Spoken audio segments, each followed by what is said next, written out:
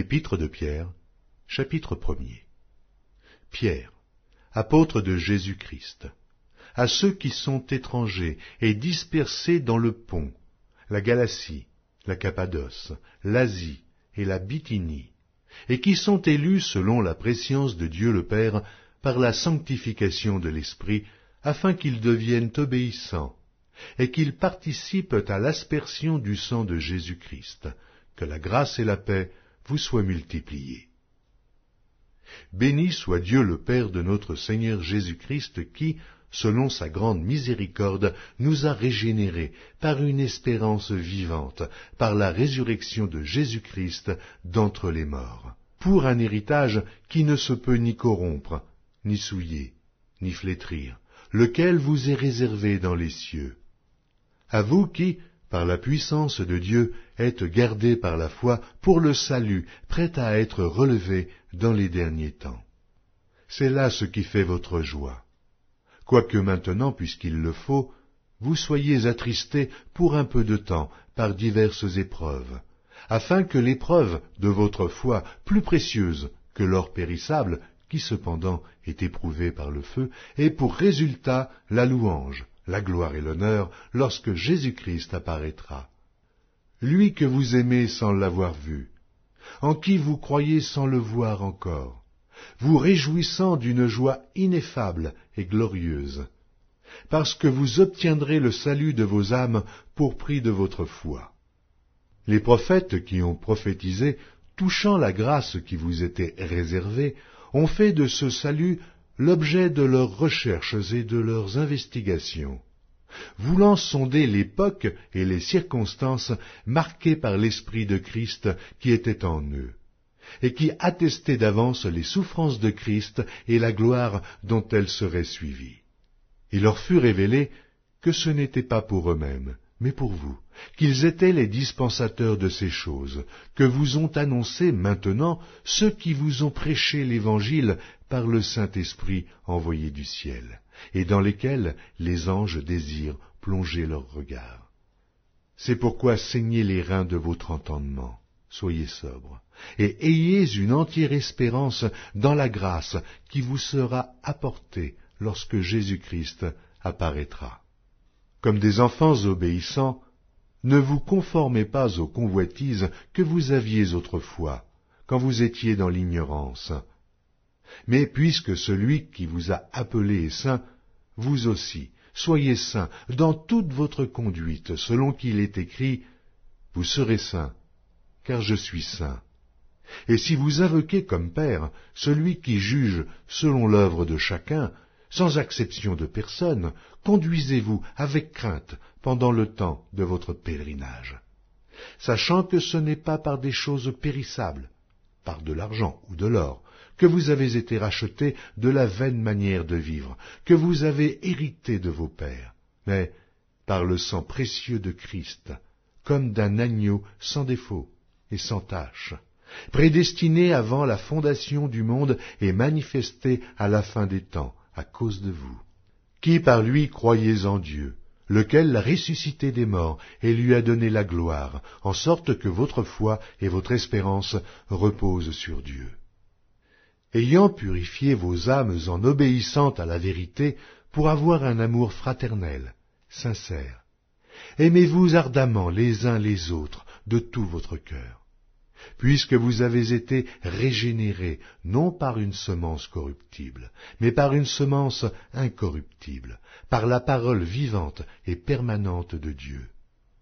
Car toute chair est comme l'herbe, et toute sa gloire comme la fleur de l'herbe. L'herbe sèche, et la fleur tombe. Mais la parole du Seigneur demeure éternellement, et cette parole est celle qui vous a été annoncée par l'Évangile.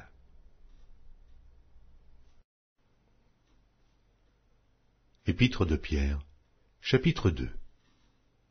Rejetant donc toute malice et toute ruse, la dissimulation, l'envie et toute médisance, désirez comme des enfants nouveau-nés le lait spirituel et pur, afin que par lui vous croissiez pour le salut. Si vous avez goûté que le Seigneur est bon, Approchez-vous de lui, pierre vivante, rejetée par les hommes, mais choisie et précieuse devant Dieu. Et vous-même, comme des pierres vivantes. Édifiez-vous pour former une maison spirituelle, un saint sacerdoce, afin d'offrir des victimes spirituelles, agréables à Dieu par Jésus-Christ. Car il est dit dans l'Écriture, « Voici, je mets en Sion une pierre angulaire, choisie, précieuse, et celui qui croit en elle ne sera point confus. » L'honneur est donc pour vous qui croyez, mais pour les incrédules. La pierre qu'ont rejetait ceux qui bâtissaient est devenue la principale de l'angle, et une pierre d'achoppement et un rocher de scandale. Ils s'y heurtent pour n'avoir pas cru à la parole, et c'est à cela qu'ils sont destinés. Vous, au contraire, vous êtes une race élue, un sacerdoce royal, une nation sainte, un peuple acquis, afin que vous annonciez les vertus de celui qui vous a appelé des ténèbres à son admirable lumière. Vous qui autrefois n'étiez pas un peuple, et qui maintenant êtes le peuple de Dieu, vous qui n'aviez pas obtenu miséricorde, et qui maintenant avez obtenu miséricorde. Bien-aimés, je vous exhorte, comme étrangers et voyageurs sur la terre, à vous abstenir des convoitises charnelles qui font la guerre à l'âme. Ayez au milieu des païens une bonne conduite, afin que là même où ils vous calomnient, comme si vous étiez des malfaiteurs, ils remarquent vos bonnes œuvres et glorifient Dieu au jour où il les visitera. Soyez soumis à cause du Seigneur à toute autorité établie parmi les hommes, soit au roi comme souverain, soit au gouverneur comme envoyé par lui pour punir les malfaiteurs et pour approuver les gens de bien. Car c'est la volonté de Dieu qu'en pratiquant le bien, vous réduisiez au silence les hommes ignorants et insensés, étant libres, sans faire de la liberté un voile qui couvre la méchanceté, mais agissant comme des serviteurs de Dieu. Honorez tout le monde, aimez les frères, craignez Dieu, honorez le roi. Serviteurs, soyez soumis en toute crainte à vos maîtres, et non seulement à ceux qui sont bons et doux, mais aussi à ceux qui sont d'un caractère difficile. Car c'est une grâce que de supporter des afflictions par motif de conscience envers Dieu, quand on souffre injustement. En effet, quelle gloire y a-t-il à supporter de mauvais traitements pour avoir commis des fautes? Mais si vous supportez la souffrance lorsque vous faites ce qui est bien, c'est une grâce devant Dieu. Et c'est à cela que vous avez été appelés, parce que Christ aussi a souffert pour vous, en laissant un exemple, afin que vous suiviez ses traces. Lui qui n'a point commis de péché, et dans la bouche duquel il ne s'est point trouvé de fraude.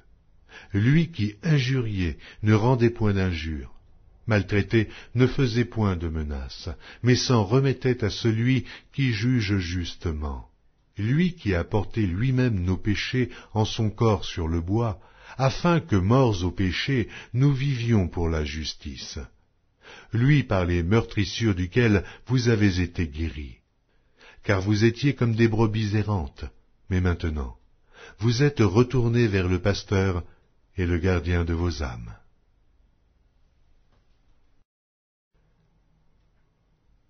Épître de Pierre, chapitre 3. Femmes, soyez de même soumises à vos maris, afin que, si quelques-uns n'obéissent point à la parole, ils soient gagnés sans parole par la conduite de leurs femmes, en voyant votre manière de vivre, chaste et réservée. Ayez non cette parure extérieure, qui consiste dans les cheveux tressés, les ornements d'or ou les habits qu'on revêt, mais la parure intérieure est cachée dans le cœur, la pureté incorruptible d'un esprit doux et paisible, qui est d'un grand prix devant Dieu. Ainsi se paraient autrefois les saintes femmes qui espéraient en Dieu soumises à leur mari, comme Sarah qui obéissait à Abraham et l'appelait son Seigneur. C'est d'elles que vous êtes devenues les filles, en faisant ce qui est bien, sans vous laisser troubler par aucune crainte. Marie, montrez à votre tour de la sagesse dans vos rapports avec vos femmes, comme avec un sexe plus faible. Honorez-les comme devant aussi hériter avec vous de la grâce de la vie. Qu'il en soit ainsi, afin que rien ne vienne faire obstacle à vos prières. Enfin, soyez tous animés des mêmes pensées et des mêmes sentiments, pleins d'amour fraternel, de compassion, d'humilité. Ne rendez point mal pour mal, ou injure pour injure.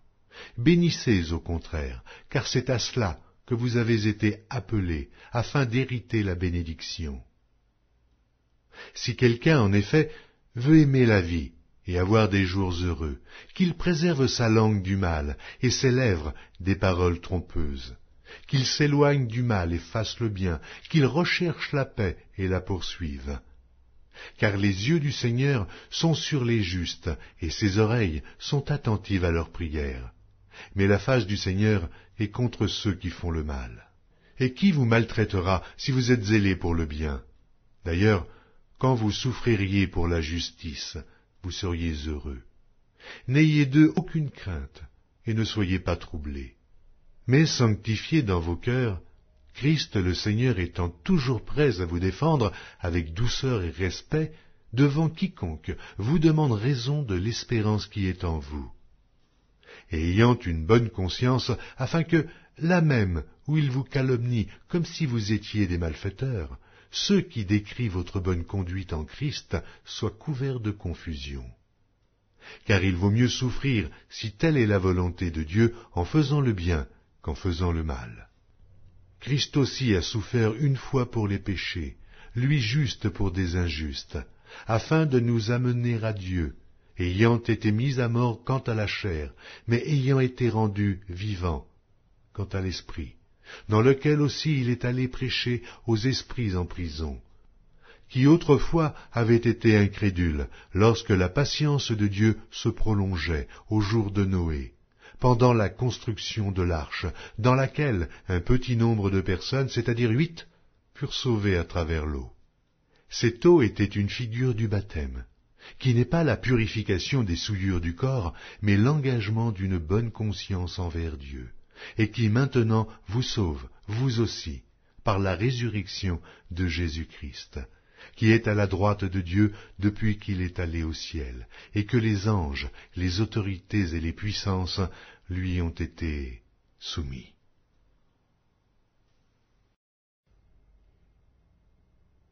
Première épître de Pierre, chapitre 4. Ainsi donc, Christ ayant souffert dans la chair, vous aussi, armez-vous de la même pensée, car celui qui a souffert dans la chair en a fini avec le péché, afin de vivre non plus selon les convoitises des hommes, mais selon la volonté de Dieu, pendant le temps qui lui reste à vivre dans la chair. C'est assez, en effet, d'avoir dans le temps passé accompli la volonté des païens, en marchant dans la dissolution, les convoitises, l'ivrognerie, les excès du manger et du boire, et les idolâtries criminelles. Aussi trouve-t-il étrange que vous ne vous précipitiez pas avec eux dans le même débordement de débauche, et ils vous calomnient. Ils rendront compte à celui qui est prêt à juger les vivants et les morts. Car l'Évangile a été aussi annoncé aux morts, afin que, après avoir été jugés comme les hommes quant à la chair, ils vivent selon Dieu, quant à l'esprit. La fin de toute chose est proche. Soyez donc sages et sobres pour vaquer à la prière. Avant tout, ayez les uns pour les autres une ardente charité, car la charité couvre une multitude de péchés. Exercez l'hospitalité les uns envers les autres, sans murmure, comme de bons dispensateurs des diverses grâces de Dieu. Que chacun de vous mette au service des autres le don qu'il a reçu. Si quelqu'un parle, que ce soit comme annonçant les oracles de Dieu. Si quelqu'un remplit un ministère, qu'il le remplisse selon la force que Dieu communique, afin qu'en toute chose, Dieu soit glorifié par Jésus-Christ, à qui appartiennent la gloire et la puissance au siècle des siècles. Amen. Bien-aimés, ne soyez pas surpris comme d'une chose étrange qui vous arrive, de la fournaise qui est au milieu de vous pour vous éprouver. Réjouissez-vous au contraire de la part que vous avez aux souffrances de Christ, afin que vous soyez aussi dans la joie et dans l'allégresse lorsque sa gloire apparaîtra. Si vous êtes outragés pour le nom de Christ, vous êtes heureux, parce que l'Esprit de gloire, l'Esprit de Dieu, repose sur vous. Que nul de vous, en effet, ne souffre comme meurtrier, ou voleur, ou malfaiteur, ou comme s'ingérant dans les affaires d'autrui. Mais si quelqu'un souffre comme chrétien, qu'il n'en ait point honte, et que plutôt il glorifie Dieu à cause de ce nom. Car c'est le moment où le jugement va commencer par la maison de Dieu. Or, si c'est par nous qu'il commence, quelle sera la fin de ceux qui n'obéissent pas à l'évangile de Dieu? Et si le juste se sauve avec peine, que deviendront l'impie et le pécheur? Ainsi que ceux qui souffrent selon la volonté de Dieu remettent leur âme au fidèle Créateur en faisant ce qui est bien. Première épître de Pierre, chapitre 5. Voici les exhortations que j'adresse aux anciens, qui sont parmi vous, moi, ancien comme eux, témoins des souffrances de Christ et participants de la gloire qui doit être manifestée. Paissez le troupeau de Dieu qui est sous votre garde, non par contrainte, mais volontairement, selon Dieu, non pour un gain sordide, mais avec dévouement, non comme dominant sur eux qui vous sont échus en partage, mais en étant les modèles du troupeau. Et lorsque le souverain pasteur paraîtra, vous obtiendrez la couronne incorruptible de la gloire. De même, vous qui êtes jeunes, soyez soumis aux anciens. Et tous, dans vos rapports mutuels, revêtez-vous d'humilité, car Dieu résiste aux orgueilleux, mais il fait grâce aux humbles. Humiliez-vous donc sous la puissante main de Dieu, afin qu'il vous élève au temps convenable, et déchargez-vous sur lui de tous vos soucis, car lui-même prend soin de vous. Soyez sobres, veillez. Votre adversaire, le diable, rôde comme un lion rugissant, cherchant qui il dévorera. Résistez-lui avec une foi ferme, sachant que les mêmes souffrances sont imposées à vos frères dans le monde. Le Dieu de grâce, qui vous a appelés en Jésus-Christ à sa gloire éternelle, après que vous aurez souffert un peu de temps, vous perfectionnera lui-même, vous affermira, vous fortifiera, vous rendra inébranlable. À lui soit la puissance au siècle des siècles. Amen. C'est par Sylvain, qui est à mes yeux un frère fidèle, que je vous écris ce peu de mots, pour vous exhorter et pour vous attester que la grâce de Dieu à laquelle vous êtes attachés est la véritable. L'Église des élus qui est à Babylone vous salue, ainsi que Marc, mon fils. Saluez-vous les uns les autres par un baiser d'affection. Que la paix soit avec vous tous qui êtes en Christ.